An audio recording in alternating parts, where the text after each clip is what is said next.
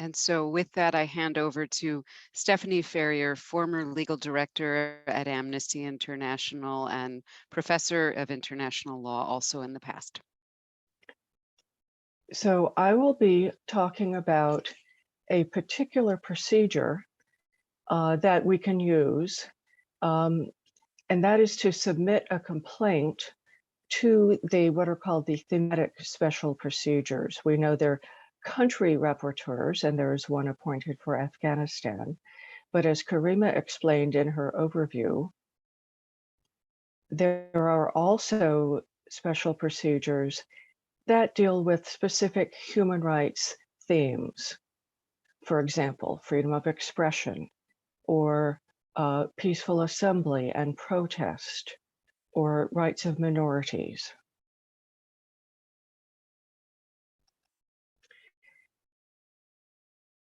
And on this slide, I will only address three. I will highlight three. And I will start with the weaknesses.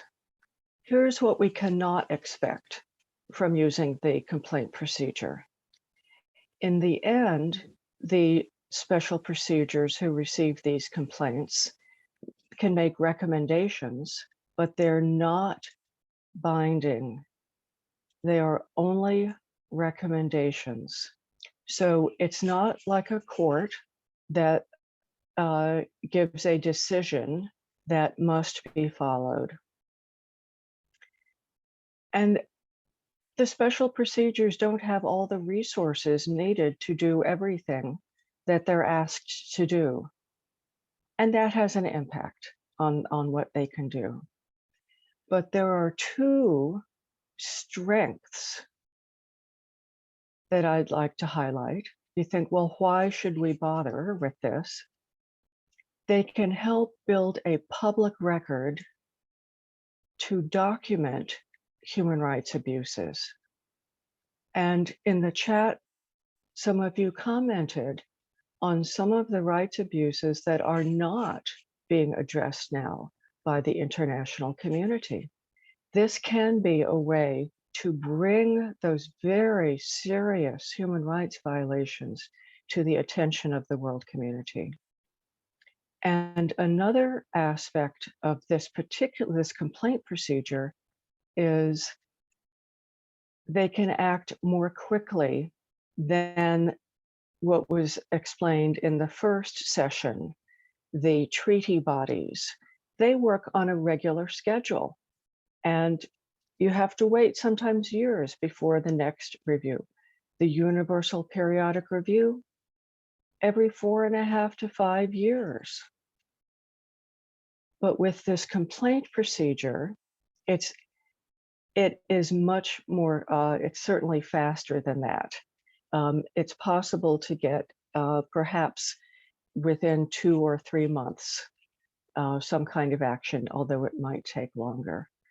So again, it's not the total solution to getting action from an organization that has really been quite shameful, I think, in not acting enough.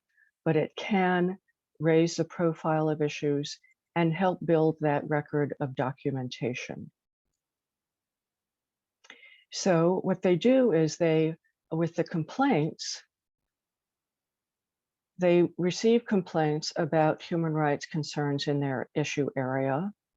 And when they get the complaint, they can communicate with the government or others in authority or others in power about the concern. So they engage with those in authority. And then they make these public. They start out confidential, but they then become public. So what can be the subject of a complaint? What can you submit a complaint about?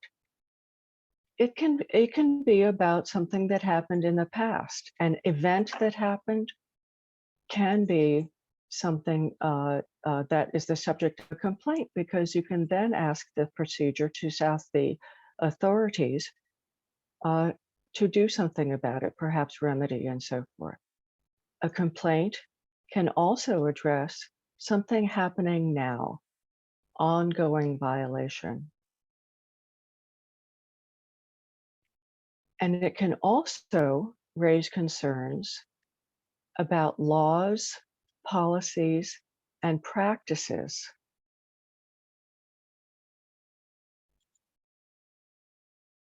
So, three things that can be done through this is to draw attention to human rights violations. You can also ask for action to prevent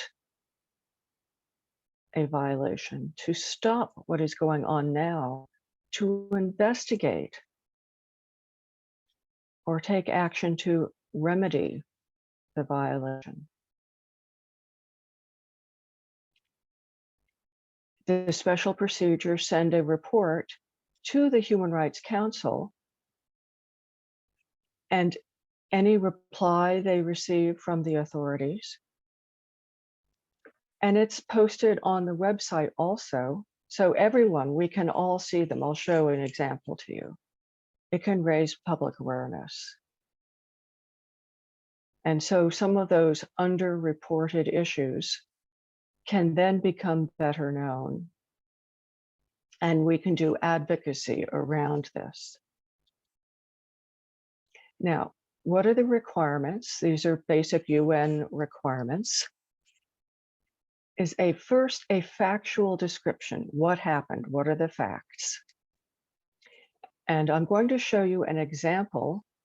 We're going to go through these. I'll show you an example, and then we're going to have a group exercise applying this. The UN always says, don't use abusive language. So I put that in here just so you know. It has to be based on credible, and it cannot be based exclusively on media reports. Okay, the next slide is long, don't worry. I put this in here for your reference for afterward. I put all of these in one slide so you can look at them all at once and go through them one by one if you're putting together a complaint. We're going to go through them one by one. What should I include in a complaint? In the beginning, they want to know, well, who is sending and who is submitting the complaint? What are the contact details so they can stay in touch? This does not mean that everyone involved has to give their name. You can agree on who would be safest, for them to submit the complaint and be the contact. Okay. The UN also asks, does this require urgent action? And to be honest, in my view, everything that's going on right now in Afghanistan is urgent. And I think it's fine to say that. When they developed this question, they're thinking of, for example, is someone at immediate risk of being tortured? If so, they want to immediately get in touch with the authorities to see if that can be stopped. Okay, what to include? They want to know, well, what are the names of the victims? It's that they list age and gender and so forth. If you don't have those details, that's all right. At least the name. Now, what if it's not a single instance or perhaps 3 or 4 or several people, but it's a large group? Let's say an ethnic group is being targeted. Then you simply state that. Say members of such and such ethnic group are being subject to these human rights violations. So you provide information about the group. The group might be an association. It might be those who are members of the Independent Human Rights Commission. So it doesn't have to be just individuals. It can also be groups. It could be the large group of women and girls. All right. So you do need names. Oh, and then if it is a large group, you're going to give examples. You don't have to list the names of every single person, right? You will give those as examples. But sometimes, for safety reasons, perhaps the names of the victims need to be kept confidential and not communicated to the government. Then you explain that and explain why it would be important to do that. But you do need to convey that information in the complaint to the special rapporteur. Okay, the next one I put in pink because it's so important. It needs to stand out. It is extremely important. If you're going to put someone's name in the complaint, to get their consent to being included. It might be you, obviously you would be giving consent to your name being included. But if you're going to name others, you have to get their consent, unless it's one of two circumstances. Obviously, if they're dead, they can't. And you simply say that, and it's understood, the UN understands that, of course. And the other is if someone has been abducted, right? Someone has been abducted. You don't know where they are. Or if they're in detention, you can't get to them, but you know they've been detained. You perhaps try a family member to give consent, but I know that depending on the situation might be tricky. But to the extent possible, don't name someone without their agreeing to be in this complaint. And then a description of what happened. They want this to be as detailed as possible. And that means including dates, if you have them, locations, in addition to names. And if there is a law or policy that's relevant, describe that. The special procedures are not experts in every country in the world, so you're filling them in on the relevant law or policy. And if there's a copy, you can provide a copy at the end. The complaint will need to be submitted in one of the UN languages. So I think for this group, probably it would end up being English. It could be French, Spanish, but if the document, if the law or policy is not in a UN language, attach it anyway. You will be quoting from it in your complaint. You'll be explaining to them, okay? Also, who is doing this? The perpetrators. And it says, if possible, if you have the names, give their names, what their title is, and so forth. You might not have a name. I'm going to be showing an example of such a situation to show how this is conveyed, okay? And then also a possible motive. And I have an example I'll be showing you of that as well to help the rapporteurs understand what's going on. And then also interwoven with this will be any of the background information, the context, the background information. For example, the legal framework, it could be some other context, some more information. I'll show an example of this as well. Now, they're also interested in knowing what action has been taken already to try to address the situation. It can be local, national, international level. What has been asked? I'll show an example of this also.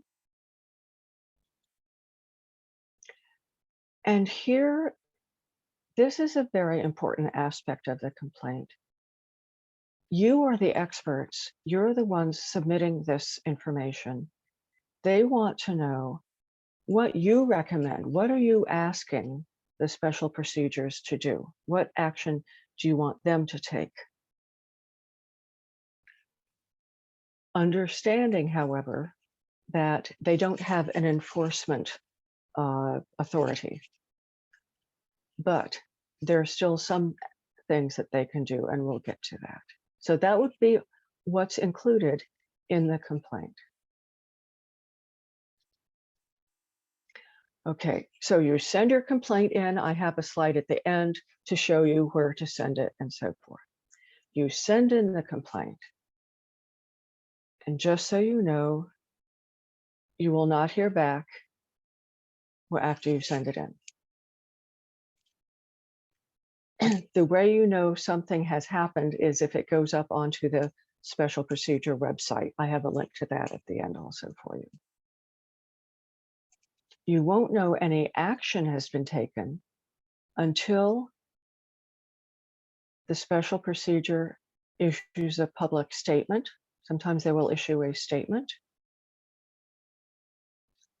Or the communication they send is published on the website that I show you the link for.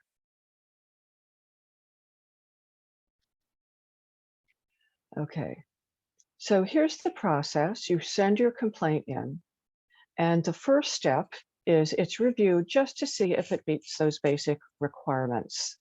Does it have the factual description, and so on? Okay. The next step is the special procedure sends a confidential communication. They send a letter to the authorities. In that letter, they include the information that you sent. Names, dates, what happened, perpetrators, references to laws. They include also what they're recommending the government do. And they ask for a reply. Now, here's this timeline. It's a 2-month timeline. The authorities have 60 days to reply.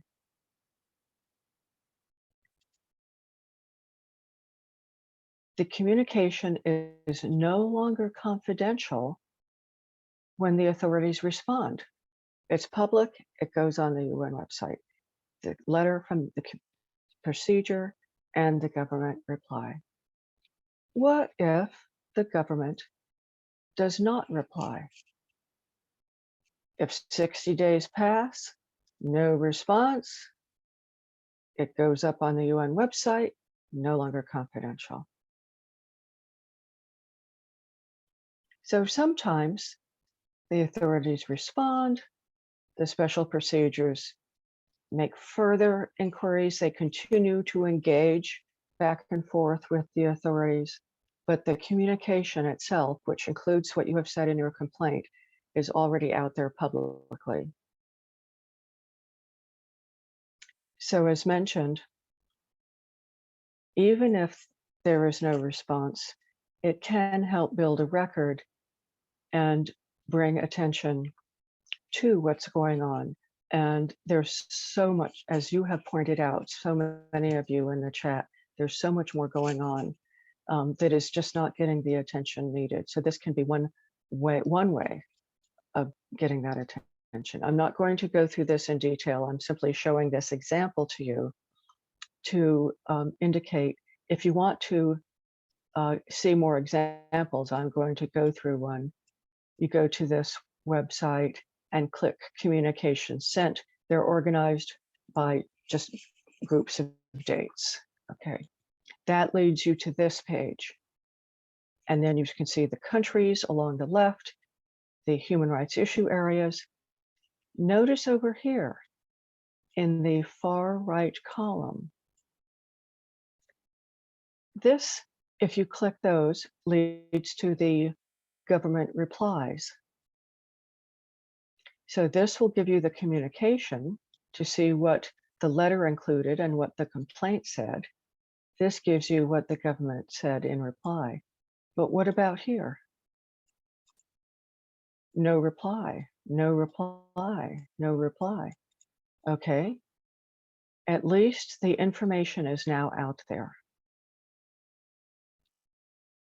So here's an example of a letter sent by 10 special procedures, thematic procedures, to the government of Iran in it was last year. And this is, I just want to highlight this. This shows that just because there is a country rapporteur does not mean that the other rapporteurs do not engage.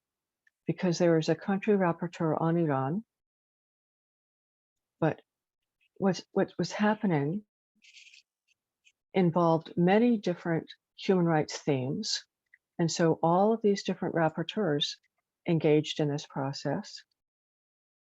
And so when the letter, they say who they are in the beginning, and then they give a summary of the concerns raised in the complaint.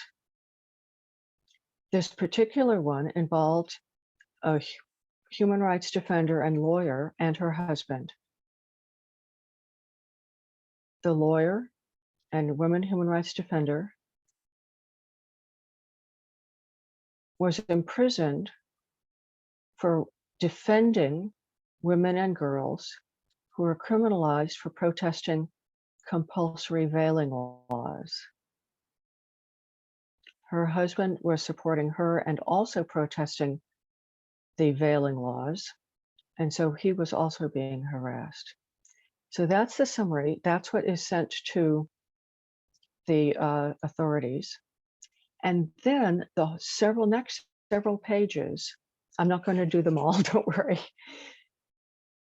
The next several pages convey the information that was in the complaint. Notice our components here. We have the name, okay? We have location. We have dates, location, dates. We have a reference to the law being used. Okay, she was charged with propaganda against the system, gathering and colluding with the aim of harming state security. Remember, one of the components is indicate who the perpetrators are, who is doing the human rights abuse, okay, over here. Now, here is an example where they didn't have the name, so they say unidentified agents. Okay, that's who first arrested her, unidentified agents. Another perpetrator is the court that imposed the sentence. Here's an example where motive, an explanation of motive was useful to explain something. The complaint says, okay, she has now been transferred to a distant prison. She and other political prisoners transferred to distant prisons. Why? It's aimed at harassing them and restricting interaction with their families and access to their families. So if the rapporteur simply reads, oh, she was transferred to such and such prison, the rapporteur won't understand necessarily what is behind that. Point it out, okay. The impact of this practice on women is also included, okay? And then we have more additional, this is all background, all of this is background, additional relevant facts, context, etc. More reference to law. in transferring her to this particular part of the prison, it was against Iran's own law. Okay. Another component, remember, was they want to know what action has been taken to address the situation. In this case, she's written several letters to various authorities. She's engaged with prison administrators. So say what kind of action has been taken. Just more examples of names, dates, quoting the law, the facts. Okay, now that's the end of the parts of the complaint that they share, that they convey to the government. And now the rapporteurs, this next section of their letter says, we express deep concern. So they say what their concerns are. And they list the rights. You don't have to worry about listing all the human rights. They'll read what is going on. They'll immediately know, okay, this right is affected, that right is affected. But that's what the procedures do. They express their concerns and they specify rights violations. And then they ask what they ask the government to do.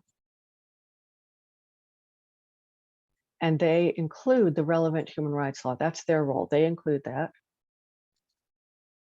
So here's some, they keep saying, please provide information on this allegation. Please provide information on that.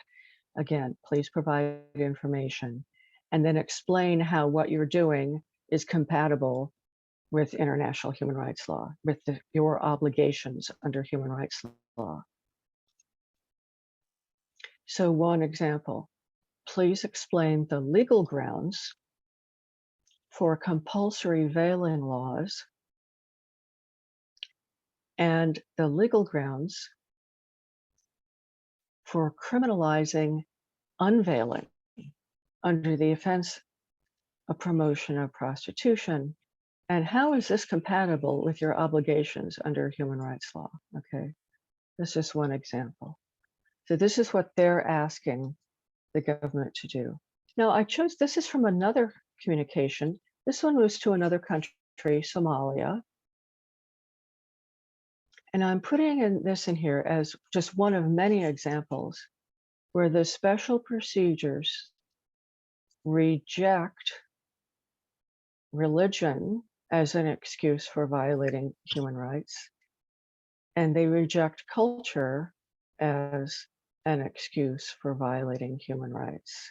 And they quote a UN document and the important text of that document. So I'm just going to do a quick review of the items that we want to include in a complaint. And then I will move to a short description of facts. And if you, and then you will go through what it is in that set of facts that you would include in the complaint. Okay, quick review. We want the name, age, gender, place of origin, if we have that, of the victims. If it concerns a large group, information about the group. And just a reminder to, if you're going to put people's names in there, get their consent. If you can't, maybe a family member, depending on the circumstances, or explain why you can't. The next section will explain what happened or what is happening with details, names, dates, locations. Okay, so you have all of this. Who are the perpetrators? In other words, who's doing this? Down to the level, if you have a name of a local official or something, put it in. Sorry.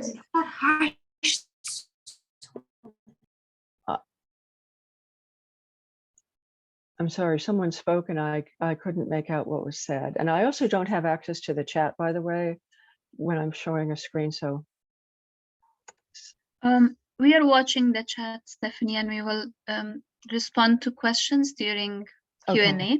Okay, No, I heard a voice and I wasn't sure if it was asking me to stop or something. No, I think it's good. Okay, Probably all right. someone was accidentally unmuted. Oh, sure. Yes, of course. Okay, thank you. Okay, so our description of what happened, names, places, dates, who's doing it, and then, background information, the context, if it involves a law, quote the law, or policy statement. And then, what action has been taken to address the situation. All right. And then what steps do you want the special procedures to take? Okay. Now, these are just slides at the end. I simply wanted to give you the link to where you submit it. Once you start, it gives you 24 hours. So you want all your information gathered together for that. You can leave and go back, but otherwise you just have to start again. Or you can email it directly. The special procedure web email addresses, each one has their email address on their website. Okay. And then finally, before we move to the exercise, again, a slide for your reference, future reference. This lists all of the thematic special procedures. So you'll see the list of freedom of expression, arbitrary detention, and so forth. And then two, we don't have time in this short training to do the particular methods of work of two of the working groups, but both of these working groups are very relevant to what's happening in Afghanistan. And so I included the links there as well. Unfortunately, I think they only have their information in English. So, so that's it for that. Let me go to,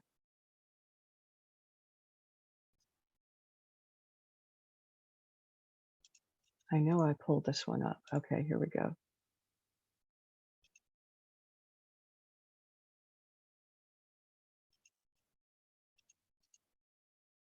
Okay. So for our exercise, there are two questions. On the next slide, I will include a summary of facts. And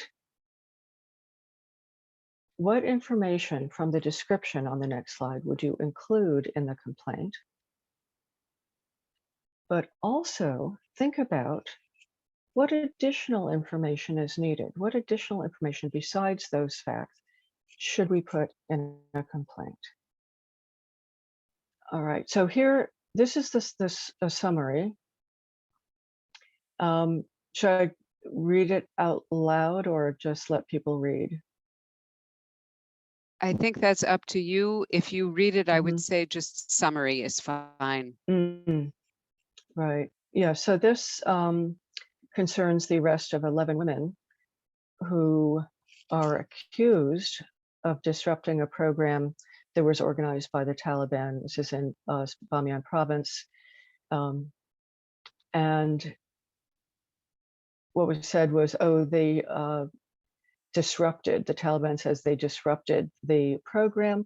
So they were charged with disrupting the program, and others were charged with tearing down the banner that was in the front of the room. As to where they are, family members are saying they're still not released, being kept apparently in the building of the Afghanistan Independent Human Rights Commission. There have been some accounts of torture, and a woman's body was found a few weeks ago, and it is said that she was among those who was detained. So there's a lot going on here. So if we're going to remember, the point of the complaint is to draw the attention of the special rapporteurs to what happened and what is happening, have them engage with authorities about it, and also use this as a way to alert the rest of the world about what's happening. And so for the person who inquired, well, how might I submit a complaint about what happened to me and also some colleagues? It's these very same steps in terms of what you would put into the complaint and send it to that link that I shared in the earlier slide. So what, from this, what would we include? What might we start with? Initial information to include in the complaint. I have one hand raised from someone who's identified just as iPhone, if that person would like to respond to Stephanie's question. This is Farhad from Afghanistan. Yeah, I studied the case. The question was what need to be included for registering a complaint. So I think from the explanation provided by Stephanie, it was the key questions. The first, we have to note when did the incident occurred, who were charged, I mean, what charges have been blamed to them, who are the perpetrators, where did it happen, and where are they kept or detained, and what are the consequences, the key findings from the presentation, and also what evidences can we find to attach to that complaint. That's it. Thank you.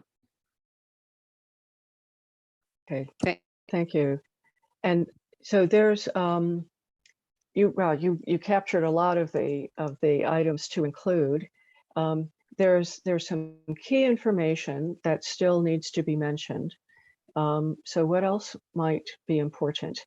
You mentioned that the arrests, the date, the location, the fact that people were arrested, what they're charged with, where they are, and so forth. But there's a key piece that still needs to be mentioned. Ideas? قربان میشم گپایی که میزنی بسیار با ارزش است، بسیار مهم است، ولی چون امی جلسه روی امی بحث است که ما چطوری یاد بگیریم پروسه هایی را که باز بتانیم قضایی را که خودت ذکر میکنیم برش از طریق مراجع مربوطش دادخواهی کنیم. اینا خب مرجع های یک مرجع نیستن، تجربه کاری دارن و اون تجربهشون رو با ما شریک میسن. اگر مشخص سوال استفانی اگر چیزی داری ذکر کو، بازو بحثا را با در نظر داشتی چیزایی که جا میاموزیم بعد از اون میتونیم دادخواهی کنیم. اگر لطف کنید در اون مورد چیزی داشته باشی بگویی. So can I just ask that perhaps we have some interpretation and also with apologies, there is a short time and many people have now raised their hands. So if everyone could kindly speak briefly and try to answer Stephanie's question, and maybe longer comments could be put in the chat. Thank you, Karima. So Karima John, چطور میتونیم دادخواهی کنیم؟ دادخواهی‌های خیابانی همه چیز استاپ شده. دادخواهی‌های خیابانیشان با اون قسم وضعیت با فایرال هوایی شاهد میشیم. طبقه و نحو اعتراض ما چگونه باشه که دنیا متوجه وضعیت افغانستان شود. تشکر. تشکر. Thank you, Karima.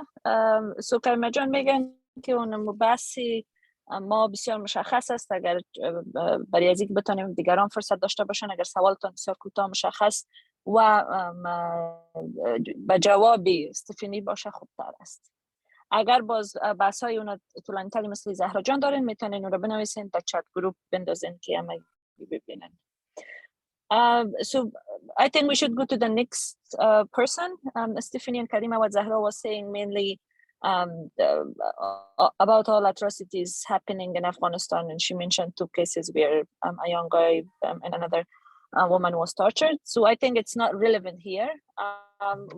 We can, those are very important and valuable discussions that we should have, but considering our topic, let's go to the next person and then maybe we can discuss that or take it as a case in future. Thank you very much, and thank you for sharing the information. And now maybe we can really go back to focusing on Stephanie's questions so we can address these very cases in the future. Yes. So if everyone could please be brief and answer the question. The next person I believe on the list is Zahra S. سلام وقت بخیر. من مستقیم میرم سر موضوع. اینجا چند معلومات را استفانی شریک ساخته. اولی که طبق قاعده ما باید تمام جزئیات را پیدا کنیم. زمان حادثه، مکان حادثه، چند نفر در اون حادثه آسیب دیدن، اگر امکاناتش وجود داشته باشه، مشخصات از افراد را قبل با خانواده ها و خود افراد تماس میگیریم که آیا امکانش هست که مشخصات شریک شوه یا ای باید سکرت بمانه. در فرم مربوطه درج میکنیم که قضیه چقدر عاجل هست و اما پروسیجر معلوماتی را ابتدا تکمیل میکنیم راجع به کیس و مطمئن میشیم که معلوماتی را که ما به عنوان مستندات ارائه میکنیم صرف گزارش های رسانه‌ای نیست. یعنی ما شاهدین را پیدا میکنیم، تصاویر را، عکس ها را و آن چیزی که در فضای مجازی نشر شده یا در بین مردم محل است، بالاخره منابع مختلف را پیدا میکنیم به عنوان مستندات بتونه به ما این کمک را انجام بده. بعد در ادامه وقتی درج شکایت میکنیم ما میگیم که چه کسایی خانم ها را دستگیر کردن، قماندانی امنیه طالبان بوده، امنیت ملی طالبان بوده، خلاصه کی است که دستگیر کرده و انگیزش چی بوده. انگیزش چی بوده که اینا خلاف توقع دولت حکومت طالبان برای آزادی بیان، برای حقوق زن که بخش آموزش هست و یک حق علنی در تمام دنیا هست ایستادگی کرده بودن. این را بیان میکنیم و بعد میگیم که خب در افغانستان وقتی اتفاق افتاد چه اقداماتی صورت گرفت. در رسانه ها نشر شد، مردم محل اعتراض کردن، خانواده ها مراجعه کردن، بزرگان رفتن صحبت کردن، اما هیچ نتیجه صورت نگرفته و هیچ اطلاعی در دسترس نیست. لذا این شکایت را به سطح شورای حقوق بشر سازمان ملل ما ارجاع میکنیم و بعد پیشنهاد میکنیم که ما چی پیشنهادی داریم. مثلا ما میخوایم که شورای حقوق بشر سازمان ملل با گروه طالبان تماس بگیره و خواهان از این شبکه و زودترین فرصت دختران رها کنه بر اساس معلومات دقیقی که در اختیارشون قرار گرفتم و بعد اگر اینا پاسخگو نبودن ما چه پیشنهادات دیگه ای داریم که بتونه تاثیرگذار و کمک کننده باشه در درج از این شکایت. همه چیز بستگی به معلومات و جزئیات داره و بعد هم اما تو که گفته شد ما اضافه میکنیم که چرا این عمل گروه طالبان خلاف ارزش‌ها و معیارهای حقوق بشر و بین المللی هست. مثلا ما میگیم که کنوانسیون‌ها یا معاهداتی را که نشان میده که آزادی بیان نقض شده، آزادی بیان زنان نقض شده، خشونت علیه زنان صورت گرفته، همه از این معاهدات را و حتی قانون اساسی افغانستان را که در این رابطه موادی داره همه را به عنوان اسناد ضمیمه شکایت خود میکنیم با مواد مشخص که طور هایلایت کرده میتونیم که وقتی شکایت بررسی میشه واضح و مشخص شود که چه خلافی بر اساس اصول قوانین بین المللی و ملی صورت گرفته. این پیشنهاد ما بود اگر قرار باشه چنین شکایتی را درج کنیم. تشکر بسیار زیاد زهرا جان. So Zahra mentioned that the first and most important thing is finding exact details about the incident, what has happened, the location and the place, but also make sure that we do not only rely on the public information that we get through media, but find different means and channels, if it's the relatives or if it's the families or if it's the local people, to document all details. And the second and most important thing is she mentions if we can provide convincing proof, including photos and videos to be used for once we submit the case. What is important for her is to make sure that if you're talking with the local people or the relatives or the families, give their consent first, how they want to go about it. Do we want to just mention their name, or they want to their information to be anonymous? So we should give them that confidence, that they be comfortable at the same time safe if they want to help us in this process.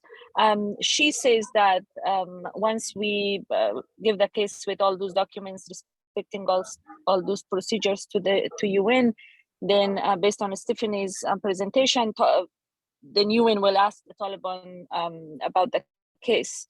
But she asks, once the Taliban doesn't respond, what are other means that UN can do to do something about it?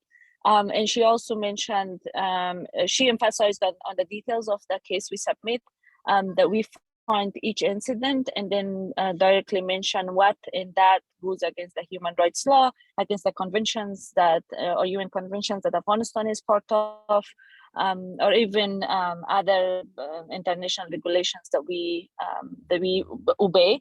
I don't know in this case if Taliban are obey that or not. So that was her points, and then she concluded with the same question: if once UN approach Taliban and doesn't get any response, what they can do about it later. Mm-hmm.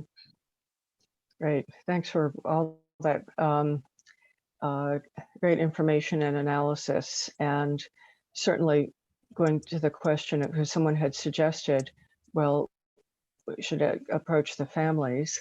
And I posed, still trying to get at that, maybe it's too evident, still trying to get at that one question. There's some additional specific detail to include in the complaint at the beginning. So this summary, it says arrested 11 women. And so the question is, who are they? So you want the names, if, and that again, one reason for potentially getting in touch with the families would be, are they in a position, do they feel in a position to give consent to their family member's name being included in the complaint? So that's the get the consent aspect of it. But so you want to include, where possible, the names. Maybe you get 8 of the names. And not 3 others. You can mention 11 women were arrested, 3 and 8 of them, and you give the names, and then three others. There are concerns about naming or whatever, but you want to include, as I said, all the detail, dates, places, but also the names, so that when the special procedures get in touch with the Taliban, they can ask specifically about these people. Okay, so that was one of the details to include. And I finally figured out how, when I have my screen share on, to look at the chat. What it does, it wipes out everything else on my screen. So bear with me. But I saw that. One person also mentioned that getting in touch with families can also help provide maybe some additional details. That would be useful. And your sources of information, then again, not media, the sources of information would be from family members. There might be witnesses, and here there were witnesses, actually, right? Others in the room where this program was taking place. And some of them, actually, so this is from a couple of sources. One is a news account, which quoted some. So those would be some additional sources. And then in the recent comment that was translated for me, interpreted for me, was, perhaps mentioning the, we don't actually have to, if you want to, you can mention the human rights being violated. It's not limited to rights in the treaties that Afghanistan has ratified, because all human rights in this UN document, the Universal Declaration of Human Rights, which is on the UN website, are relevant. So don't feel confined by specific treaties, but because the special procedures, when they read through the facts, they will see the human rights violations as they read through. So what's important is to gather all the facts that you can to provide to them. And then the question was posed, what Okay, so they get in touch with the Taliban. What more can be done? And one is, remember, at a minimum, within 2 months, this information, well, they're sending the communication to the Taliban. It will be on the UN website. So you can use that in advocacy, because it now would be in an official letter sent by a UN expert. One caution you need to be aware of, Karima in her initial remarks pointed out, the UN is this big system. And it, as you know already, I think all of you have remarked that it moves very slowly. So when the special procedure receive a complaint, that does not mean that the next day they send a letter to the authorities. Okay, so there'll be a bit of a time lag, just so that you know. It's one of the frustrating things about this. But that you just need to be aware of that. Okay, I hope I answered the question with what information I have. We have a few hands up. Would you like to take a few more hands? Yeah, let's go to some hands. The hand of Yalda. سلام به همه. تشکر از استفانی و از دیگه همکارا. ما دو موضوع رو میخوایم بگویم. یکی همی قضیه افغانستان بسیار زیاد پیچیده است. مثلا وقتی که ما بخوایم رضایت یک متضرر را بگیریم، من فکر میکنم که ما بیشتر یک مانع در برابر خود برای راپور دادن وضع میکنیم. خانواده های قدر میترسن که حاضر هستن که موضوع ساکت بمانه، دخترشون مثلا یا زنشون کشته شوه، اما این موضوع رسانه‌ای نشه و شکایت به بیرون درج نشه. مثال از این ما داشتیم، نمی دختر معترضی که زندانی شده بودن، برادرش گفت که من به خاطر یک دختر 18 عضو خانواده را نمیتونم که قربان بسازم. لذا کدام راه دیگه وجود داره بدون از اینکه ما رضایت خانواده یا رضایت خود شخص بگیریم؟ این یک موضوع. اما مسئله کانسنت.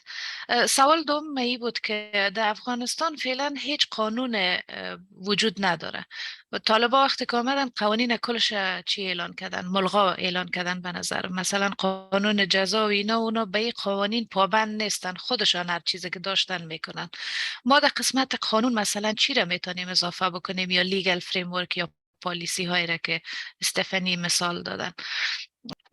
این سوالای ما بود. میترا جان ببخشید اگر ترانسلیشن نه خواهش میکنم.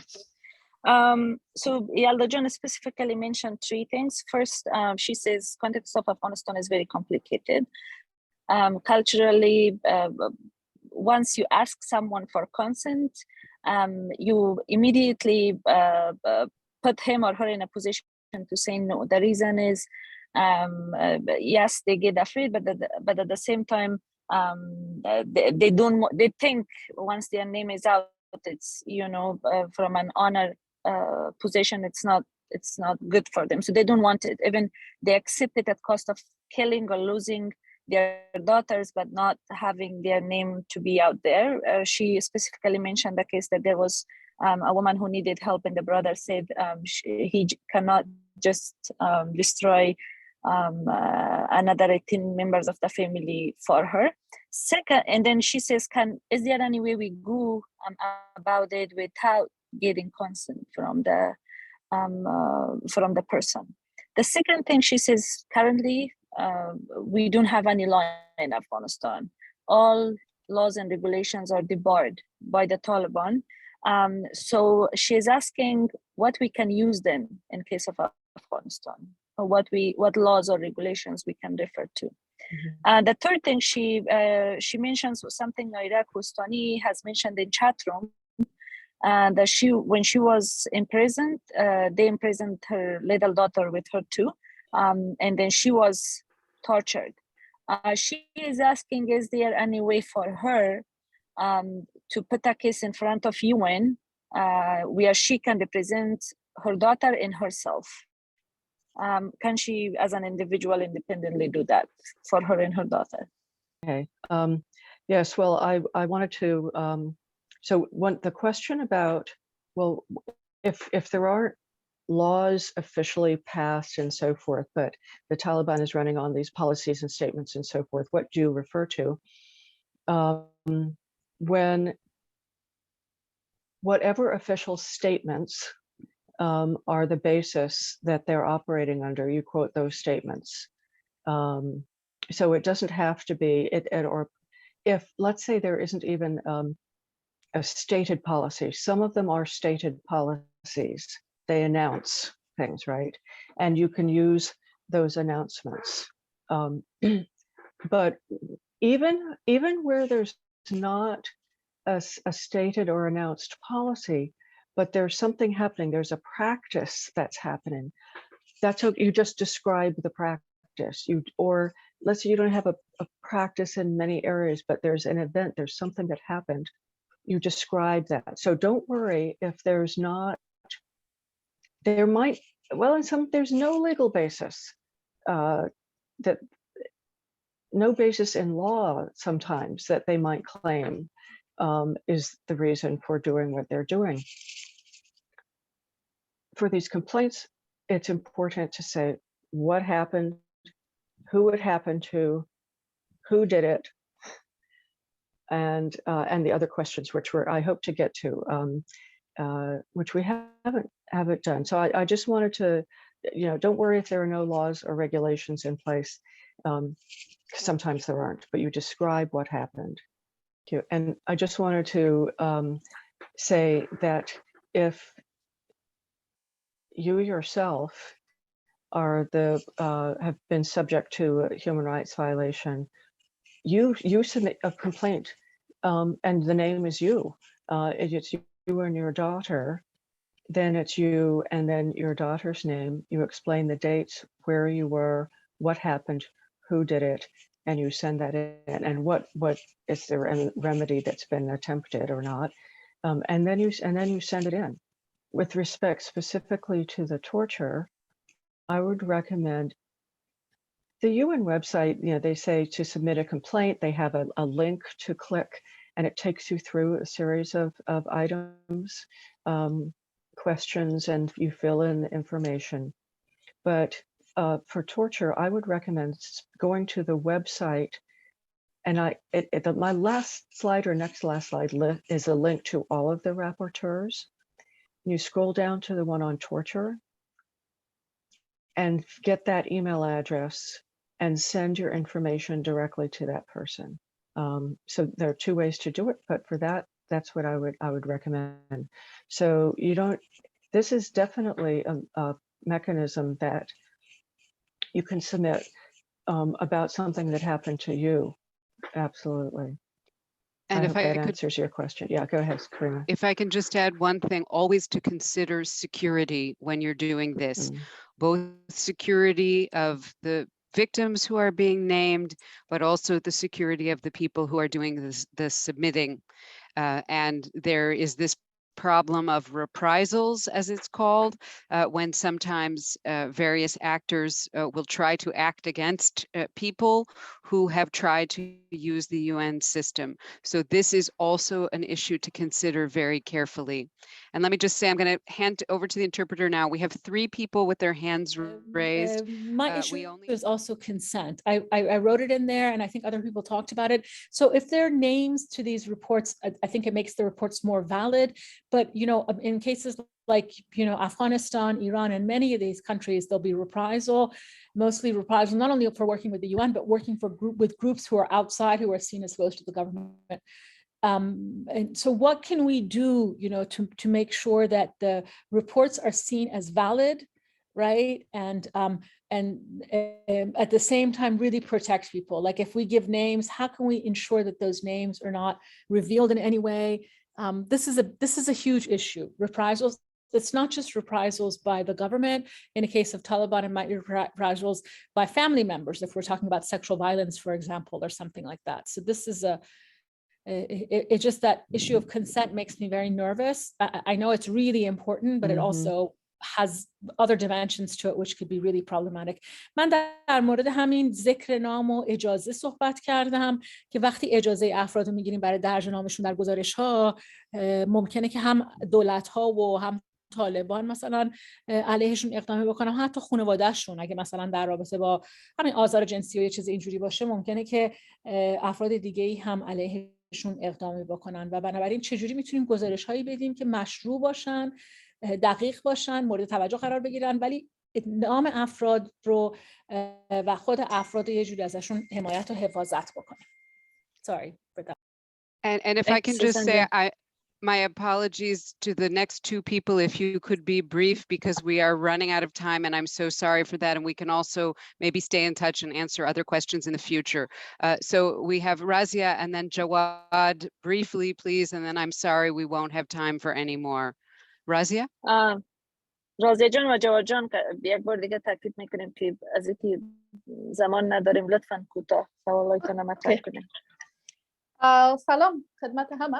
ما به صورت کوتاه میرم نظریات دوستا را شنیدم و ای که سازمان ملل یک پروسیجر بسیار طویل داره. پیشنهاد من است با در نظر داشت تهدیدات که متوجه قربانی های خشونت در افغانستان توسط طالبان و خانواده هایشان هست و همچنان ای که مردم افغانستان از اثر رعب و وحشتی که از طالب بر مردم تزریق شده کاملا در سانسور است، یک چیزی که غیر مستقیم از اثر امو وحشت حاکمه در افغانستان حاکم شده.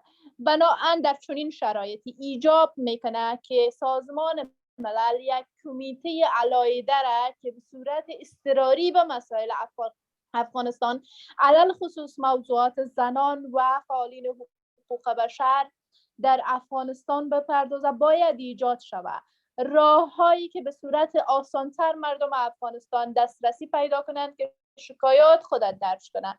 میتونه یک ایمیل آدرس باشه که پابلیک شود، میتونه حتی یک شماره واتساپ باشه و یا هر وسیله دیگه‌ای که برای مردم افغانستان آسانتر باشه و این مختص مردم افغانستان باشه. حالا در آینده میشه که هرگاه ما از این بحران بشری در افغانستان رهایی یافتیم، میشه که برای کشورهایی که در عین موقعیت قرار میگیره هم این مدل استفاده شود. ولی فعلا نیاز مبرم است که راههای کوتاه‌تر به خاطر درج شکایات مردم افغانستان و راههای مطمئن‌تری به خاطر درج شکایات و ارسال اسنادی که مبنی بر نقض حقوق بشر در افغانستان در دست مردم است، به صورت مستقیم مردم بتونه که در اونجا درج کنه و این مجرای مسئول باشه برای مردم افغانستان. و ما فکر میکنم که یک کمیته بسیار میتونه مفید باشه که هم از طرف سازمان ملل کشورها به صورت نمایندگی نظارت شود و هم از طرف فعالین جامعه مدنی که در افغانستان فعالیت داره و در بیرون از افغانستان فعالیت داره ای گردانندگی و نظارت شود. Thank you. جواد جان.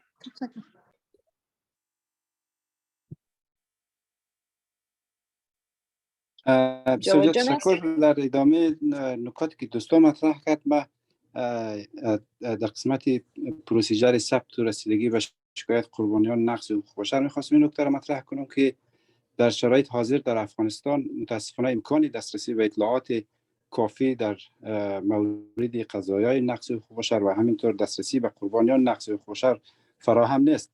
از یک طرف طالبان با حساسیت بسیار جدی نسبت به این مسئله برخورد میکنه و امکان هر نوع طرز اطلاعات در مورد هویت قربانیان نقض حقوق بشر و قضایای نقض حقوق بشر را از بین برده و از طرف دیگه خب عملا ما شاهد هستیم که قربانیان نقض حقوق بشر مسئولیت در افغانستان نداره. مثلا همین مثال بامیان را که شما مطرح کردین، ما مطمئن هستیم هیچ مدافع حقوق بشر امیال در مورد سرنوشت همین قربانیان هیچ گونه اطلاعات دقیق را نداره که در کجا اولا که آیا واقعا چنین چیزی واقعیت داره در بامیان اتفاق افتاده، دومی که در کجا نگهداری میشه، تعداد دخترها چند نفر است و هویتشون چگونه.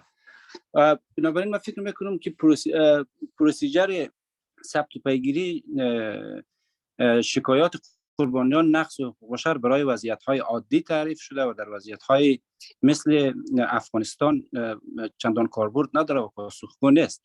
به خاطر از اینکه در وضعیت‌های عادی دولت‌های حاکم با توجه به تعهدات بین‌المللی در زمینه حقوق بشر داره، با نهادهای مدافع حقوق بشر و با مدافعان حقوق بشر همکاری میکنه در قسمت مستندسازی قضای نقض حقوق بشر، مثلا دسترسی به زندان‌ها و بازداشتگاه‌ها و محلات سلب آزادی. اینا من فکر میکنم که اکنون ما در وضعیتی هستیم که این پروسیجرها و مکانیزم‌ها کاربرد و پاسخگویی چندان نداره. یک نکته دومی که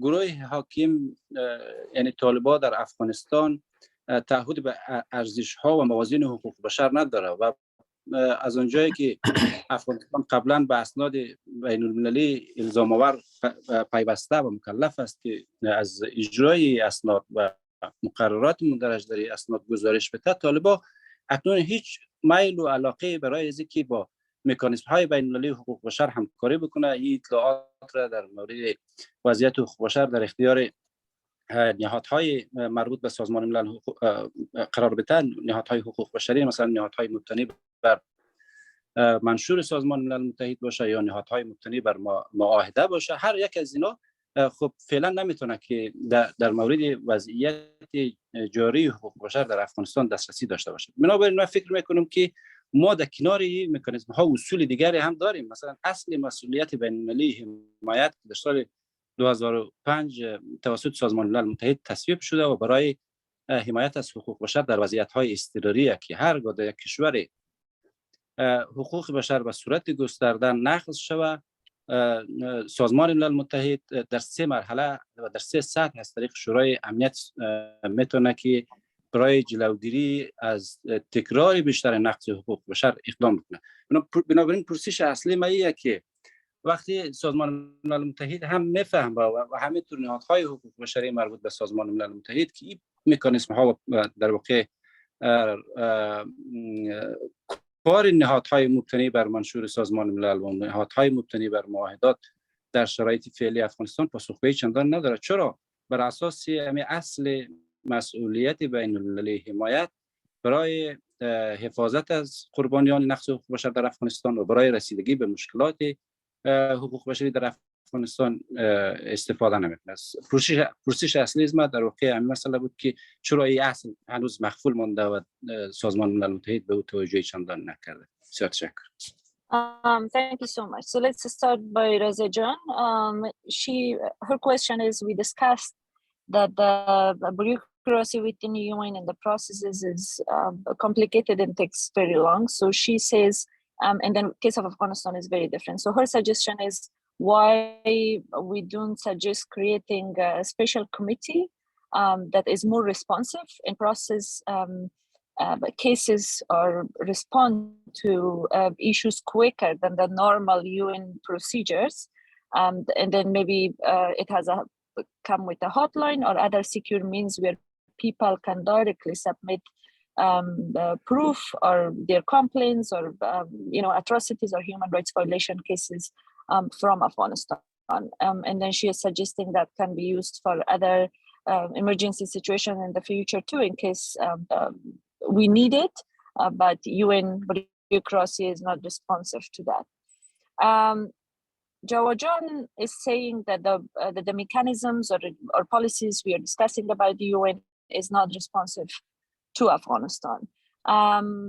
He says that because documentation or access to information in Afghanistan is almost impossible now, and Taliban have become so sensitive, especially in cases related to human rights violations, and they react to it in a very negative way that can silence that person, want to silence that person in any cost. So he is saying that these processes actually do not work for Afghanistan, but he refers to another UN convention that was adopted in 2005 that works in emergency situations. And then he is saying that it means UN knows that in context of Afghanistan, where Taliban are not do not respect any conventions that Afghanistan is member to, these mechanisms we discussed do not work. So his question is the same thing: what we can do that come up with mechanisms or policies or means that can be responsive to Afghanistan. That because the usual thing is not obviously work for Afghanistan, not in terms of neither in terms of security nor in terms of feasibility in relation to access to information on ground, or having Taliban to be responsive and accountable towards what's happening, especially to UN, that they are not recognized. So thank you very much for the questions and the translations. Let me go to the trainers, first Stephanie and then Felice, and of course we'll get their answers interpreted, and then I will make a few concluding comments and then hand over to Suzanne to wrap up. And my apologies that we're running over, and also my apologies that we're not going to be able to answer all the questions, but let's hope this can be the beginning of a process and we can follow up some more. So this is answering plus final remarks, or? Yes, and it has to be quite brief, I'm sorry. Okay. Yeah, so many people have raised concerns of the security issues, and that's something that I'm not the person in the position to provide answers to. It's certainly, it's just simply it can be a problem with engaging these UN mechanisms. There is an option to submit a complaint and to ask that the only reason you're submitting it is if they will accept that the names may not be made public to the Taliban. And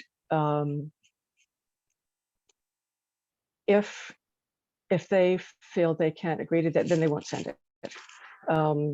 I mean, that's one thing. I think you can rely on that you are only submitting it if, or agree to it be sent if they will not share the names, if you think for security reasons they shouldn't be. So that would be one option. I know from earlier in our session, some people did want the names of themselves, for example, who've been arrested and so forth. They did want to participate in the process. So this workshop was simply to explain, here are some of the UN mechanisms, and here's how they work. Here are the negative aspects and the potential positive aspects. And then you're the experts on what might be useful, what might be tried or not. So I wish you all better times. So, thanks. Felice? Thank you very much, and thank you all for the intensity of your concern and the work you do. I want to emphasize that what we've talked about today may sound complex, but it can make a real difference if you follow some of these procedures. Inside Afghanistan, my advice is to work together with one another whenever possible. Outside, try to work with others who know the UN system. They can help you, as you've just seen. And be aware of the fact that certain mechanisms can act faster than others. They have more staff, they have more of a sense of urgency. And if you prioritize the information and you prioritize to whom you direct it, the results can be quite dramatic. Just look at Stephanie's example again. She mentions that there were reports that the people were being held in the offices of the Afghan Independent Human Rights Commission. What's wrong with this? Of course, it's an insult, but what else is wrong with this? It's not an official detention center. So there is unofficial detention, possibly incommunicado detention. This is something that would immediately trigger the concerns of the rapporteur on preventing torture, It could be presented to the arbitrary detention working group as an urgent matter. The fact of the illegitimacy of the place where where the people are being kept. That's something that didn't come up in the discussion, but it's something that certainly hit me initially in looking at it. So work together, work with others, and I hope that we'll have an opportunity to work in solidarity. Thank you very much. I just want to say a few quick things and then hand over to Suzanne to wrap up. On the issue of consent, I want to say how much I recognize the concerns that people have raised. They are very important concerns, and that consent raises different challenges in different contexts. But I also want to tell you, as a former special rapporteur, the UN is very unlikely to take up a case without consent. There are a few exceptional circumstances, like a disappearance, where this is possible, but for the most part, the consent is really a vital piece of a successful communication. So we need to keep talking about how to then meet the challenges on that. The suggestions for new mechanisms, I think those are very important discussions to have about what could be needed in this situation. I also think that it's very difficult to get in the short term. It doesn't mean we stop demanding what's needed and thinking about what's needed. But we also have to balance that with spending time using the mechanisms that we have. They are imperfect mechanisms. They do not always work. Sometimes they fail. Sometimes they work. But ultimately, the UN human rights system is not just people working in Geneva. It's not just the special rapporteurs or the working groups. It's all of us engaging with that system, demanding that it do its job.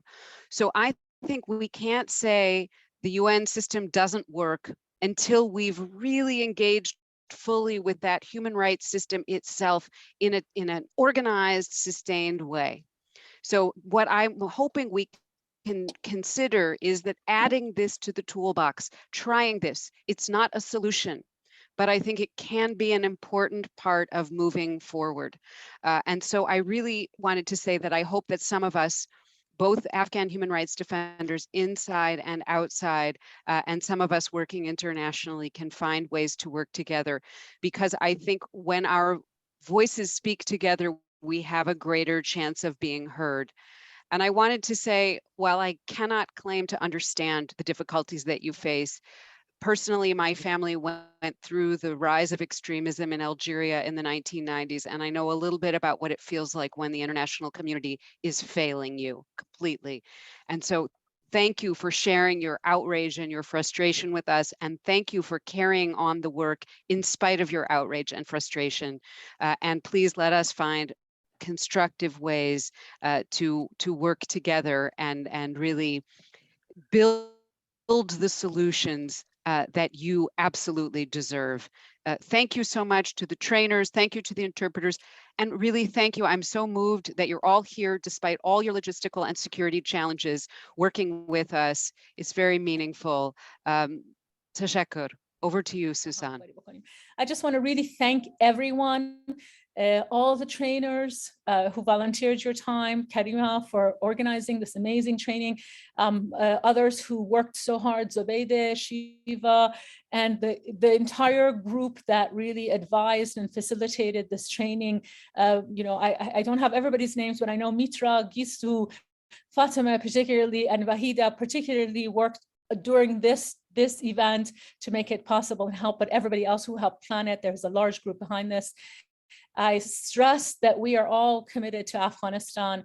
You know, that's why we're all working on a volunteer basis to make this happen, and we're committed to continue this cooperation and help those in Afghanistan and outside Afghanistan who are committed to human rights. And also really applauded the Afghan civil society. I'm always in amazement. You know, Afghans are all, you know, even those of us who are watching are traumatized by the events in Afghanistan. One day people were living their lives, was a difficult life, but they had hope for a better future. And then all of a sudden the next day they had the terrorists who were killing them in charge of their governments. So it really is a traumatic experience, and they want to see change very fast. But you know, I suggested that they need to sort of adjust their expectations a little bit. Change will come. Working with the UN human rights system is a positive step. It can create change, but it just takes a little bit longer time. But we are here for the long term to support them. I really want to thank everybody for all the hard work that they did, particularly Zobeida, who worked so hard to make this happen, all the trainers, Shiva John, and all the interpreters who work. Thank you very much.